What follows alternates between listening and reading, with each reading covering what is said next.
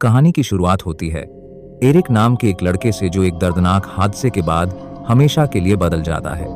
एक दिन जब एरिक अपने घर लौटता है तो उसे वहां एक भयानक मंजर देखने को मिलता है। उसका प्यारा घोड़ा जो उसके लिए सब कुछ था, खेत की लोहे की तारों में बुरी तरह से फंसा हुआ था और तड़प रहा था। एरिक की मां उस वक्त शराब के नशे में बेसुध पड़ी थी और आसपास मदद के लिए कोई नहीं था।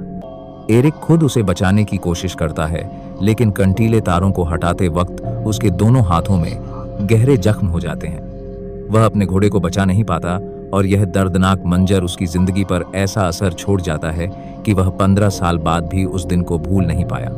हर रात उसे वह घोड़ा सपनों में दिखता है, तड़पता हुआ, और खुद को वह बेबस महसूस करता है। अब कहानी हमें ले जाती है 15 साल आगे, जहां हमें एक नई किरदार से मिलवाया जाता है। उसका नाम है शैली। एक दिन शैली को उसकी दोस्त जेड का एक अजीब वीडियो मैसेज आता है। जब वह वीडियो प्ले करती है तो उसके होश उड़ जाते हैं। उसमें कुछ ऐसे सबूत होते हैं जो विनोसेंट रोग नाम के एक ताकतवर और बादरहान नाम साध रहा है खतरनाक आदमी की पोल खोल सकते थे। जेड चाहती थी कि वह दुनिया को उसकी सच्चाई बताएं और उससे बदला ले, लेकिन फिलहाल उनके पास कोई रास्ता नहीं था। उन्हें शहर छोड़कर भागना ही समझदारी थी। जेड ने शैली को सख्त हिदायत दी थी कि वह किसी से ना मिले, ना बात करे, लेकिन खतरा पहले ही आ चुका था। जैसे ही जेड अपने अपार्टमेंट में पहुंचती है, कुछ लोग उसे पकड़ लेते हैं।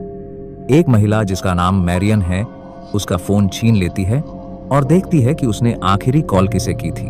इसके बाद जेड को बेहोश करके किडनैप कर लिया जाता है और सारे सबूत भी मिटा दिए जाते हैं। अब बारी थी शैली की। उसे समझ आ जाता है कि अगला नंबर उसका है। वह डर जाती है और मदद के लिए डोम नाम के लड़के को फोन करती है, लेकिन डोम उसका कॉल रिसीव नहीं करता। इसके बाद शैली फौरन अपना घर छोड़ देती है और अंधेरे में भागने लगती है। भागते हुए उसे लगता है कि कोई उसका पीछा कर रहा है। जब वह बचने की कोशिश करती है तो गलती से कुछ पुलिस वालों से टकरा जाती है और उसका बैग जमीन पर गिर जाता है।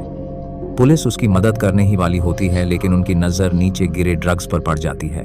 अब बात और भी बिगड़ जाती है, क्योंकि उसके पास पाए गए ड्रग्स के कारण उसे गैरकानूनी नशीले पदार्थ रखने के जुर्म में गिरफ्तार कर लिया जाता है। लेकिन शैली को नहीं पता था कि असली तूफान अभी बाकी है। अब कहानी में हम देखते हैं एरिक को, जो अब बड़ा हो चुका है। उसका बचपन भी तकलीफों से भरा था, क्योंकि उसकी मां शराब की लत में डूबी रहती थी। धीरे धीरे एरिक भी नशे की गिरफ्त में आ गया। उसने कई बार अपनी जिंदगी खत्म करने की कोशिश की, लेकिन हर बार बच गया। रिहैब सेंटर में भी उसका समय आसान नहीं था। वहां के लोग उसे तंग करते थे, लेकिन एरिक चुप रहता था, क्योंकि उसके लिए यह सब तकलीफें नई नहीं थी। एक रात वह फिर से आत्महत्या करने की कोशिश करता है, लेकिन तभी उसकी नजर शैली पर पड़ती है। पहली ही नजर में शैली उसे पसंद आने लगती है और फिर एरिक अपना सुसाइड का प्लान छोड़ देता है। दूसरी तरफ हमें विंसेंट दिखता है, जो एक ओपेरा हाउस का मालिक है। इसी पहचान के पीछे वह अपने असली कामों को छुपाता है। असल में वह एक खतरनाक आदमी है जो क्राइम की दुनिया को चुपचाप कंट्रोल करता है। मैरियन आकर बताती है कि उन्होंने जेड को ढूंढ लिया है।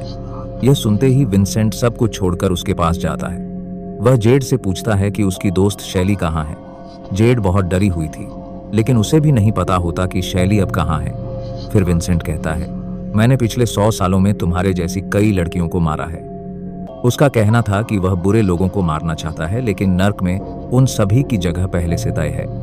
इसके बाद वह कबूल करता है कि उसने शैतान से सौदा किया है और नर्क जाने से बचने के लिए वह मासूम लोगों की आत्माओं को वहां भेजता है। जेड उससे रहम की भीख मांगती है, लेकिन विंसेंट उसके कान में कुछ अजीब शब्द बोलता है। अचानक जेड अपने शरीर पर से कंट्रोल खो देती है और एक धारदार औजार से खुद की गला काटकर जान ले लेती है। फिर विंसेंट उसके सिर पर हाथ रखकर कुछ दोहराता है और उसकी आत्मा को नर्क में भेज देता है।